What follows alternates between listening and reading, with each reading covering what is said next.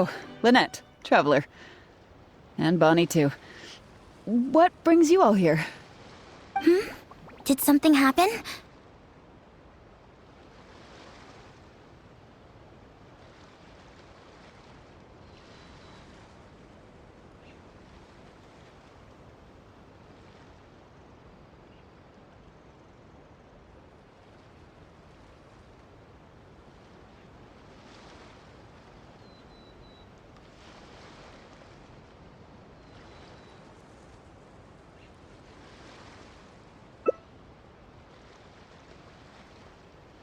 Oh. I see.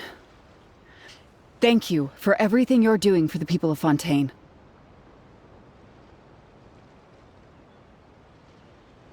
I'm in charge of guarding the port.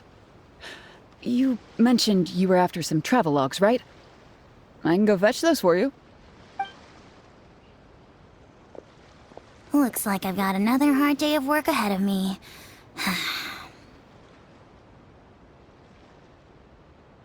No, not usually. It's this incident that happened recently. Before that, everything was normal. All we had to do was confiscate anything suspicious and we could call it a day. Pretty simple stuff. But things are much more complicated now. We somehow let suspicious cargo pass through the port undetected. Not even our guard poodles were able to sniff it out. Even worse, we still don't know how the perpetrator was able to conceal the goods so well. By suspicious cargo, do you mean imitation synth? Yep. However, prohibited substances are just one example. We confiscate all sorts of contraband during the course of our inspections. Or at least, we're supposed to. So what happens to the goods you confiscate? Oh, we keep them in a storage locker. If they turn out to be something particularly dubious, we'll turn them over to the Maison Orderly. If the goods are only slightly suspicious but could otherwise be harmless, like raw materials that could potentially be used to create contraband, we return them to the ship they were confiscated from, instead of letting them pass through the port. Sorry for the wait. These are the travelogues for all the recent activity at the port.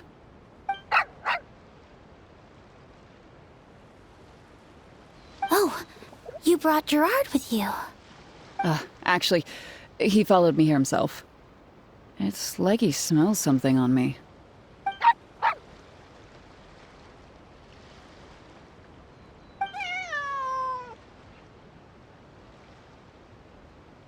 Huh. I wonder why Gerard is... Huh? We were so careful not to touch it, but we still ended up with traces on us. If it leaves a residue so easily, I just don't understand how the culprit was able to disguise the goods at all. Why don't you have a look at the travel logs first? All ships coming in and out of the port are recorded here, except for the ones the port authorities ride to and from work.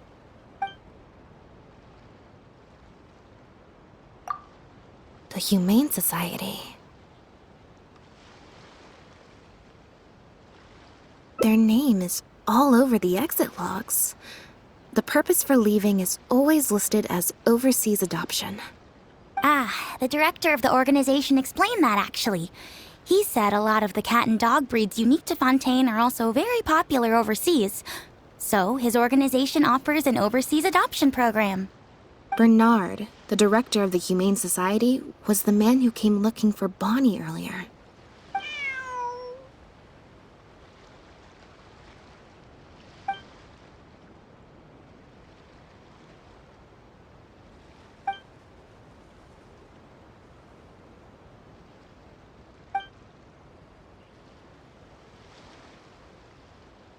Have you figured it out too, Traveler? The way the criminal disguised the goods? When Bernard asked to take a closer look at Bonnie, he was actually checking whether there was any imitation synth in her stomach.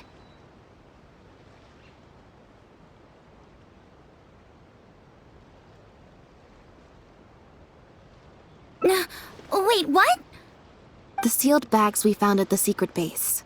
They were specially made to be corrosion resistant.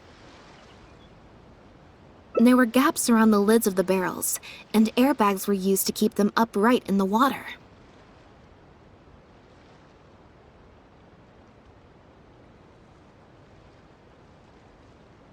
Those drug shovers found at the secret base. She most likely didn't recognize them because they're not used on human beings. It's an anesthetic used on pets. The perpetrator must have given it to the animals.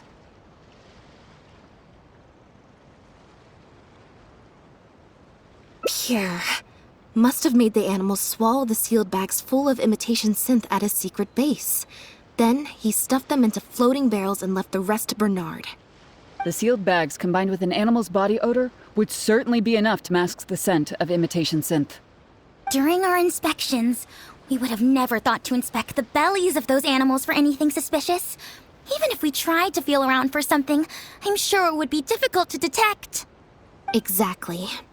I bet Bernard even transported animals with synth in their stomach alongside ones without. That way, it would be even harder to say with certainty that something was amiss.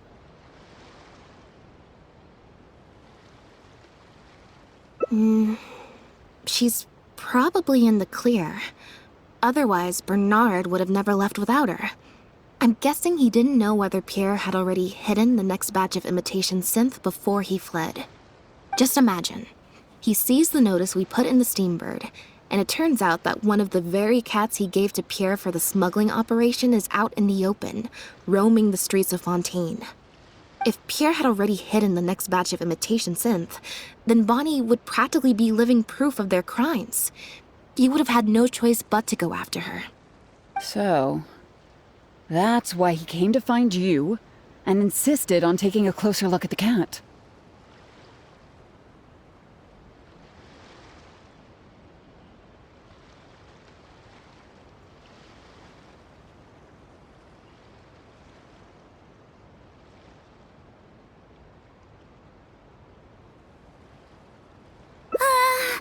Wait a second, I'm a little lost here.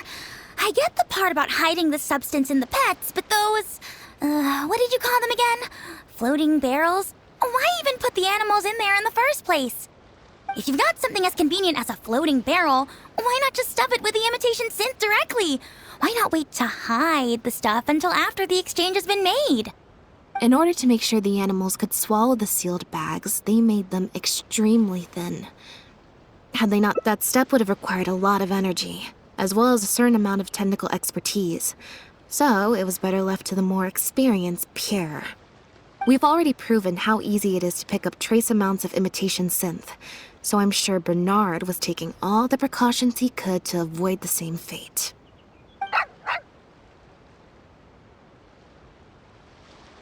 Okay.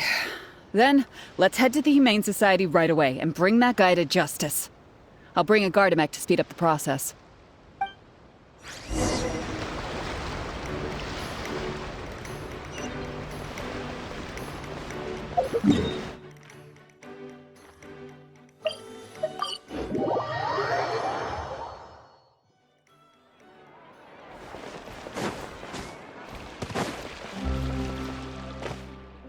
The headquarters of the Humane Society should be somewhere around here. Bernard could show up any moment now. Ah, you're the people from earlier. Wait, you're from the guards?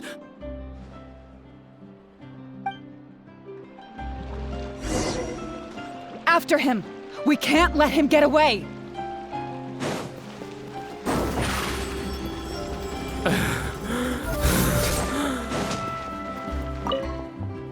Give it up, Bernard. Mercy, have mercy. I'll talk. I'll tell you everything I know. The Humane Society has done so much good over the years, and yet you have committed such an atrocious deed in its name. Look, I didn't have a choice, okay? My father cared about those blasted animals so much, he didn't bother to take care of his human wife and son at all. While those animals were showered with love, I lived worse than a dog. No one asked. Tell me, how did you first get to know Pierre? Well, after I took over the Humane Society, it gradually became harder and harder to maintain its operations. Until one day, someone suddenly passed me a letter. It said that I could stand to get a large sum of money as long as I helped them to transport some animals abroad. It was only after a few such transports that I finally understood what I was really transporting. But then, Pierre wrote to me, saying that we were already partners in crime and that I better keep cooperating with him if I didn't want to be reported to the guards.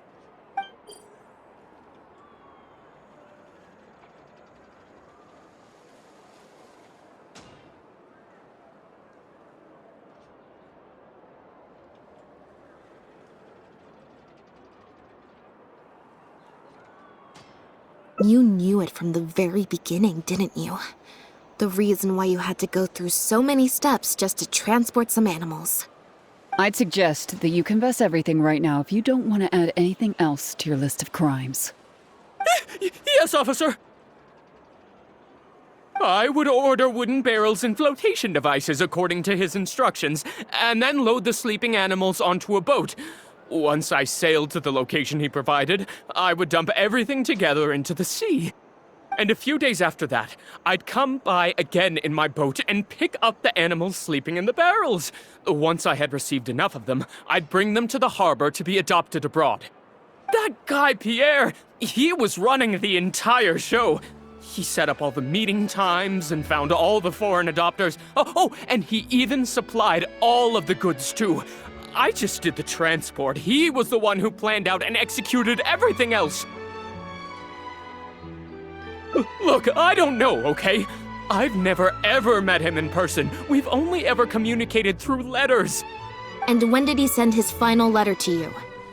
Just last night, he said that the Marechaussee Phantom is now after him, so he's planning to go into hiding for some time. He didn't mention where he's thinking about going, though, but he did tell me to look out for the guards.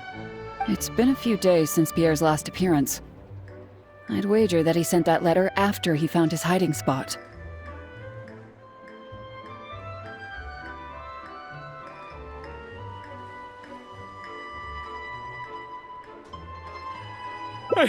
I burned them. It was on his orders. I had to burn every letter after reading them. I wasn't even allowed to share them with the rest of the society employees. Sure sounds like you're trying to use the lack of witnesses or evidence to pin the blame on Pierre.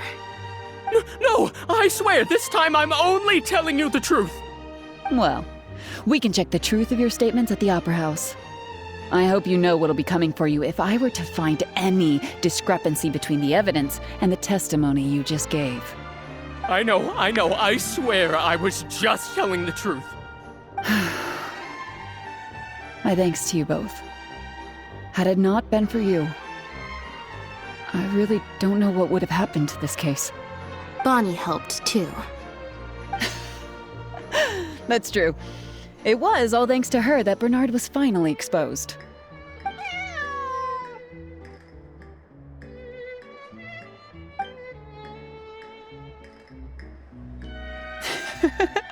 And it looks like she's grown quite fond of you two as well. Then I'll leave you be. Just let me know if you find any other new leads.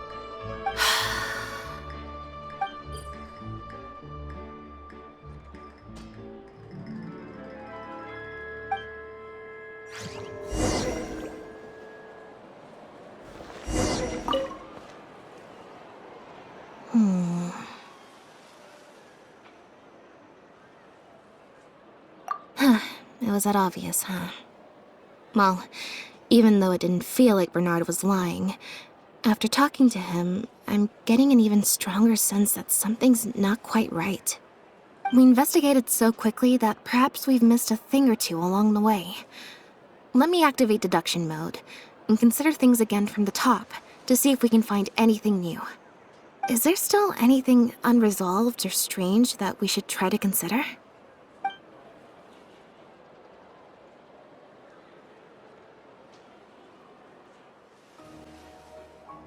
The Marechaussee Phantom found Bonnie and the Lefebvre pendant at Pierre's residence.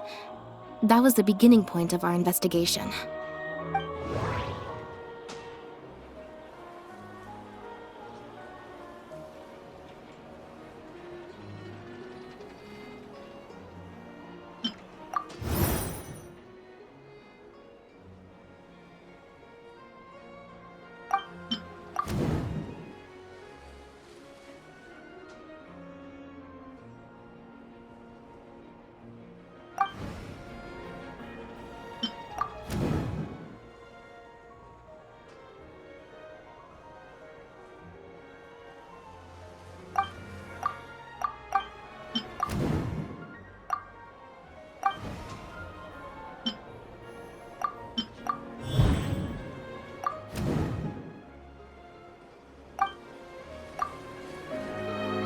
why would he leave such an obvious trail for us to follow when he took so much care to not leave any traces of imitation synth in his home?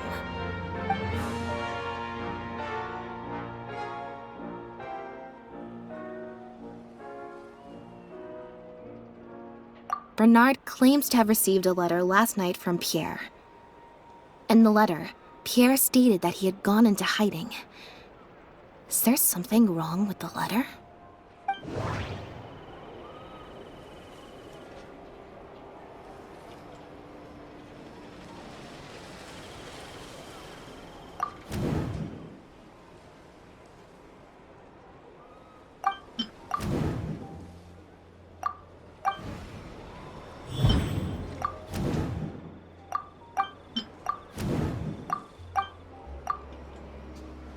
If Bonnie had imitation synth in her body, then she was a liability that had to be recovered at all costs.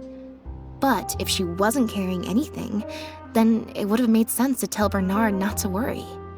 And thinking about it, Bernard only attracted our attention in the first place because he came to look for Bonnie. Could it be that the person who wrote the letter also knew nothing about Bonnie's whereabouts? Or they had a separate goal entirely?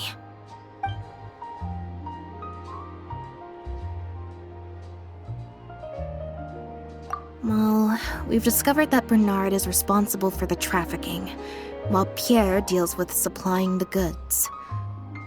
Is there something else in this scheme that we're missing?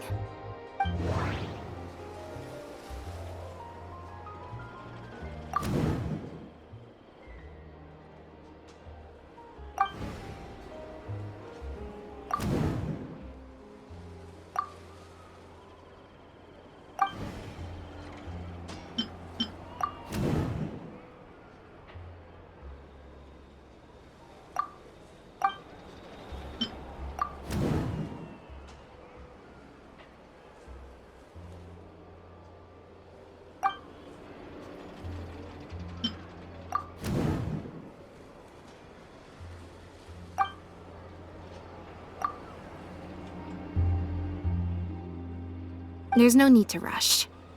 Let's see if we can find...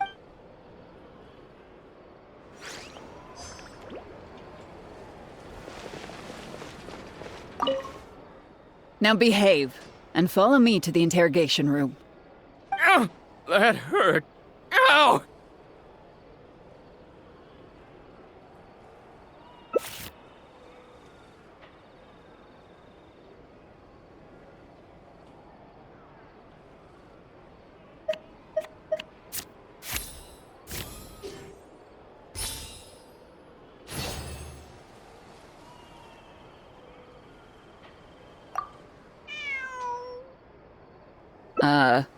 Is there something else you need from me, Traveler?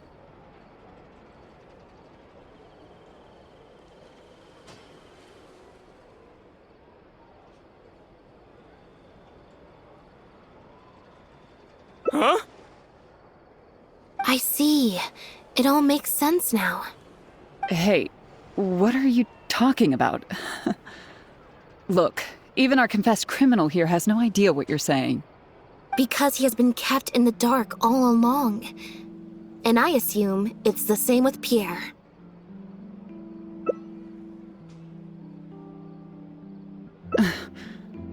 That never quite added up for me. Why did Pierre feel compelled to return to his home with Bonnie and the pendant and make them so easy to find for... Both of these things are in stark contrast to his usual meticulous and vigilant behavior. There's only one reasonable explanation. He was following orders, just like Bernard. He probably received the following instructions right before the Phantom came knocking on his door. Bring the cat and the pendant, and our undercover agent will be sure to help you. Unbeknownst to him, however, the third person who wrote that letter to him had long decided to sacrifice him and Bernard to save themselves. What? You can't be serious. There was a third person involved? If you focus only on Bernard's testimony, it's easy to believe that only Bernard and Pierre were working together. The case appeared extremely simple. Bernard did the trafficking, Pierre the imitation synth production, drugging, and stuffing. Wait. But that doesn't make any sense. If that's the actual truth, then as soon as Pierre is caught, he'll explain his side of the story and the third person will...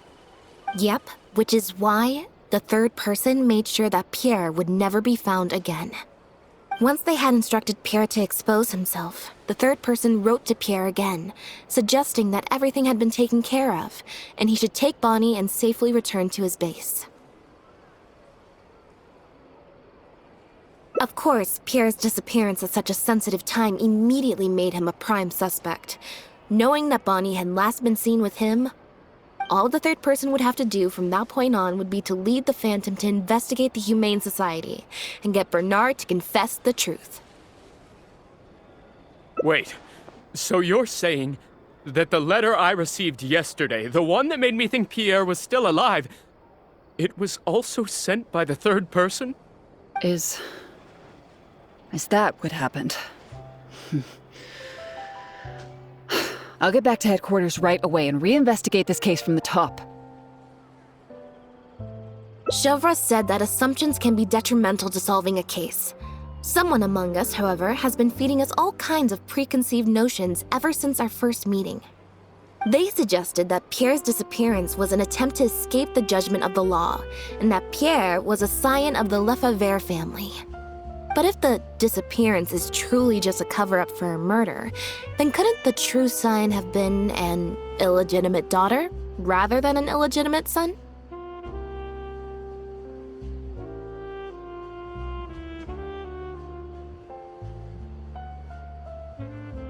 Huh? Haven't you taken this joke a bit too far? You're right. I did let a lot of assumptions get to my head when I first started to talk to you about the case. I'll make sure to correct my behavior. You deliberately fed us lies, but even you could not control every last detail of your plan. There was a flaw in your scheme, and something didn't quite go as planned. Getting the Marechaussee Phantom to notice Pierre was only the first part of your plan. Had they failed to take notice of the Humane Society, they could have cast a wider net. And you couldn't predict what they might possibly find if given enough time. This, of course, was the main weakness of your plan.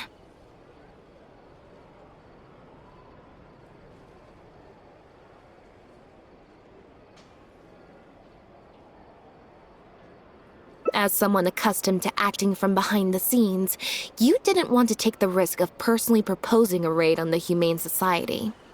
So, you thought about pulling a few more strings, so all of the suspicion would point towards Bernard and his society. Once the Phantom expanded their search, it would only be a matter of time before they found Pierre's base. If a cat last seen with the suspect turned up dead at the imitation synth base, it wouldn't be long until the Phantom would figure out exactly how she had been mistreated and turn their eyes towards the one organization that has been sending boatloads of animals out of Fontaine. It was probably during your ambush of Pierre. You didn't even have the time to check if she had already been stuffed full of imitation synth.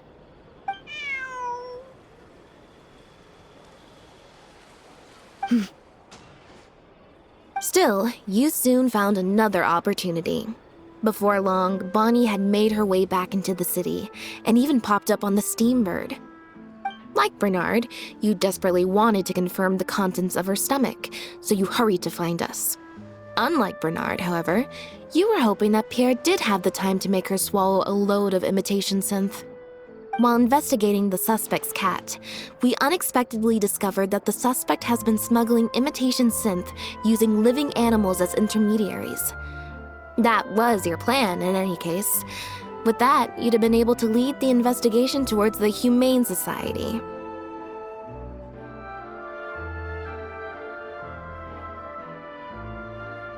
Bonnie had managed to escape before Pierre was able to stuff her full of imitation synth.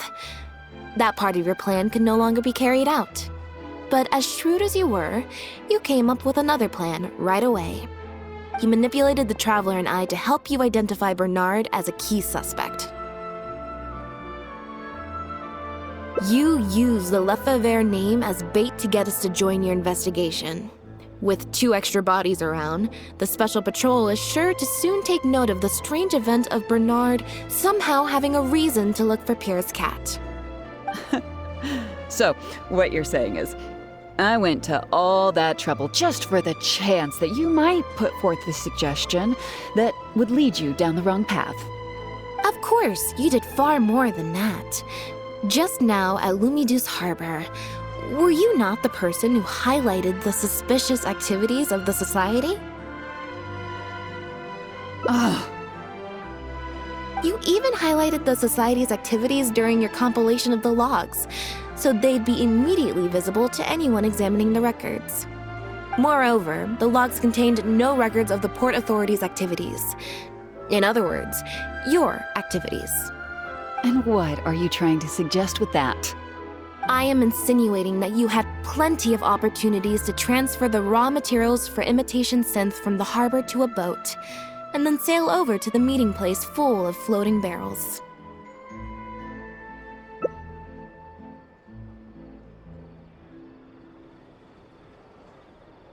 And that's how neither the trafficker nor the manufacturer knew there was a third person who supplied the raw materials and surreptitiously operated between them. Pierre manufactured imitation synth using the raw materials you provided, stuffed the animals, and placed the animals back into the barrels. Having received the green light from you as Pierre, Bernard then retrieved his animals and shipped them out of Fontaine once he had received enough for a full batch. This is the truth behind your smuggling ring. I can't believe it. I never put 2 and 2 together. You've sure got an extremely lively imagination. So what do you think she's going to say next?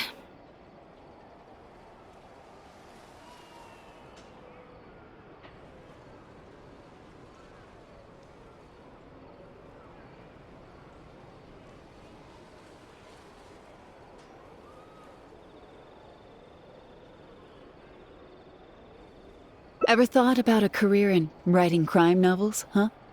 It appears that it's quite easy to predict what you'll think or say. Then if we apply that to this case, we can also think of a few places to look for incriminating evidence. You know very well that this case will not end until Pierre is found, so you will have him commit suicide out of fear and shame to end the investigation for good. That way, you can also pin the blame for the overseas smuggling activities, the theft of the harbor's confiscated raw materials, and even the Lefebvre name on him. After all, dead men tell no tales. But you still want it to appear as if he had sent that last letter to Bernard, so you have to make sure he cannot be found until after Bernard has confessed to the authorities. To do that, you either will hide his body until you've found an appropriate time to set up a fake suicide scene, or you'll dump it someplace where it'll be hard to determine the exact time of death. Submerged in water, for instance. The location would ideally allow you to keep the body hidden for some time while also letting you keep an eye on it.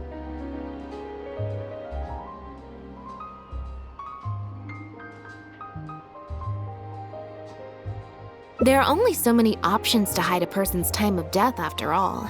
As long as the Phantom investigates each of the possibilities in turn, they'll surely find Pierre's remains.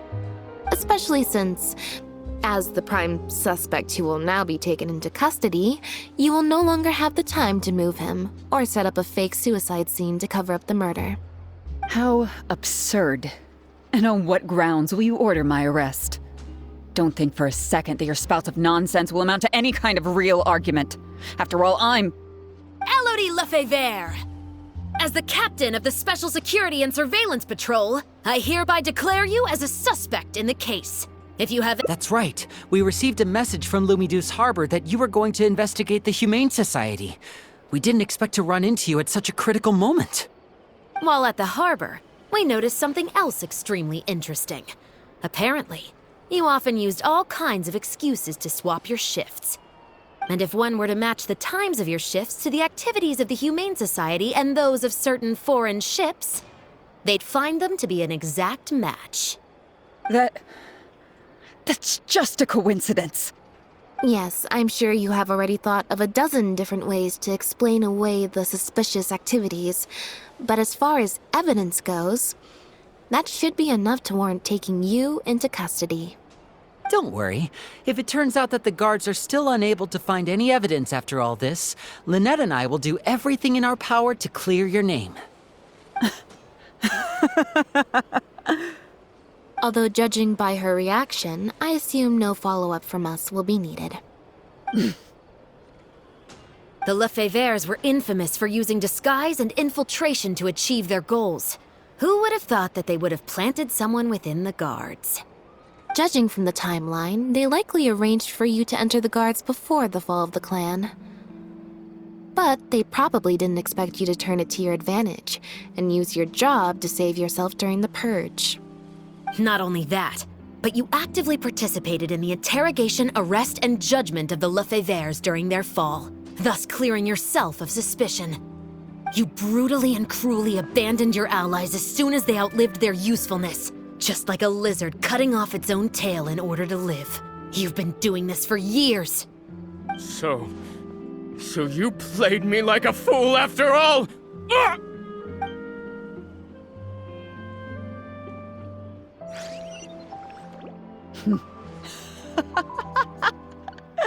What was that word you used? Ally? You think that someone as foolish as him is worthy to call himself my ally? They were worthless scum, all of them. Not just Bernard and Pierre, but those Lefebvres too. They always just saw me as a tool. I lost all my chances of a normal life just because I was born into their lot. Not only that, but because they wanted me to become an undercover agent, they stripped me of my name, too. I had to live in constant fear of them while they were alive. And even once they were gone, I had to continue to bury my heritage and my name. Always worrying that their enemies would come knocking at the door. Do you know anything about what I've been through over all these years? My life as the last Lefebvre? I don't, and neither do I care. Are you for real? Aren't you a Lefebvre victim too? Elodie, you're the only one still living under the shadow of a name. That's enough. Keep your hands where I can see them and do not resist arrest. If you have more to say, save it for the interrogation room. What a joke. What a joke! Hey!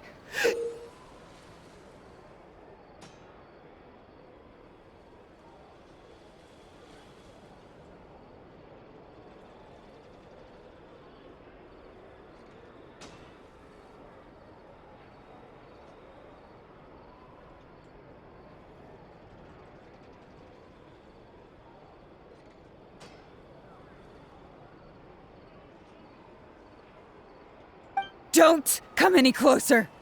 What's that? Know what this is? I've secretly planted loads of explosives in the Humane Society. Just one step closer and... whether they're cats, dogs, or just unlucky human employees, they'll all be blown up into smithereens. Surely, you bunch of goody two-shoes won't let that happen, right?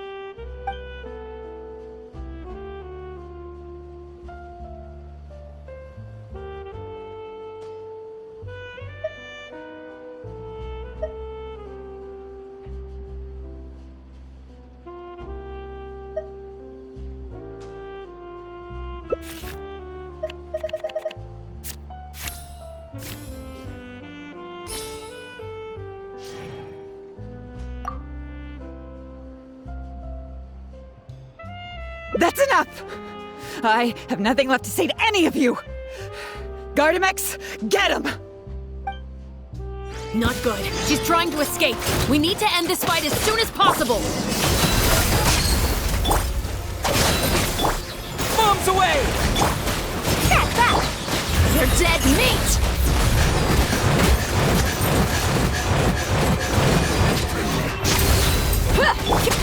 settled in. Coming through! Press a little! Go! Yeah! Yeah!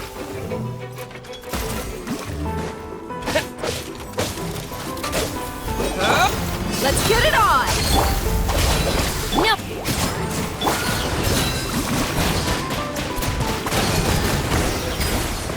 Busted so quickly, huh? Good thing I've already bought enough time to escape.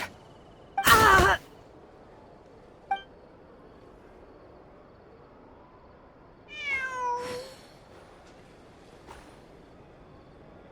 Phew. So I was right after all. It's easier to deal with the person causing the problem than the problem itself. This is it. Looks like it's just a toy. Guess that's probably why she suddenly flipped and knocked out Bernard. He probably knew that there were no explosives at the society.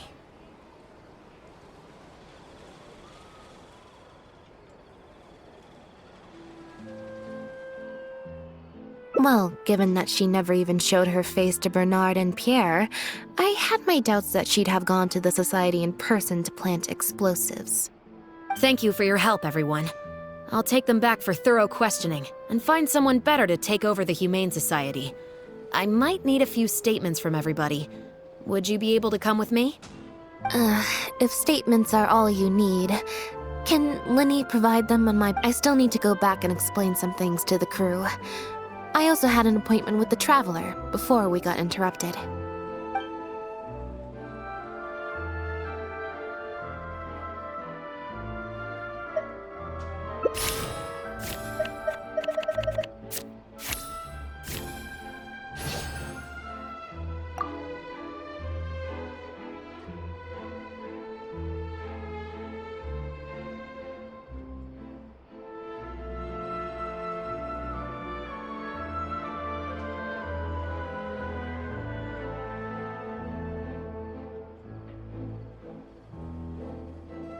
Ah, so you do remember.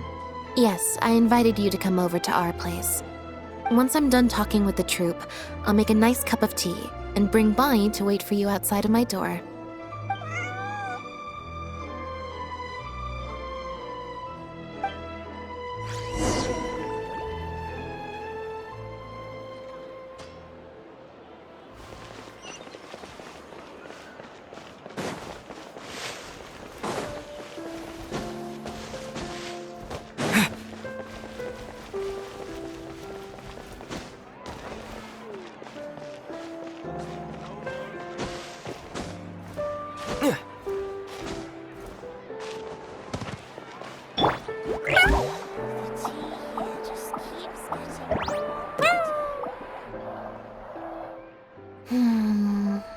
Black tea and a cute kitty. Truly the best combo for standby mode. Want some?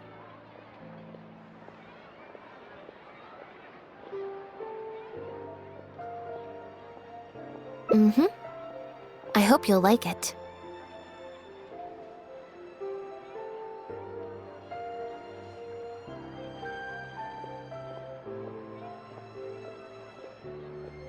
Not at all.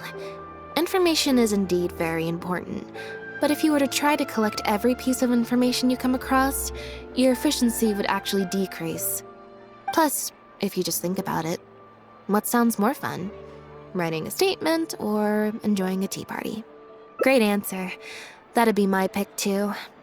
Had we not run into that case, we could have spent the entire day like this. But now I'm running low on both time and energy.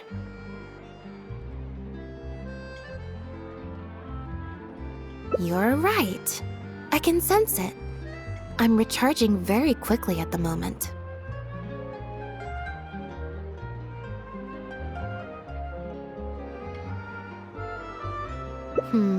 Something about her rubbed me the wrong way since the very beginning. But to be more precise, it was probably around the time when I saw Bonnie try to get away from her.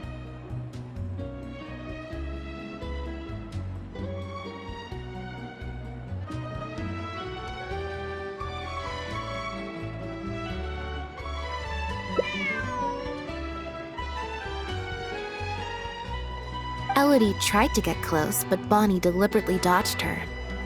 Maybe Bonnie had tried to evade her before at Pierre's base. Or perhaps Bonnie just instinctively knew that she wasn't a good person. Not everyone who likes cats is a good person. But if cats like you, you're probably alright.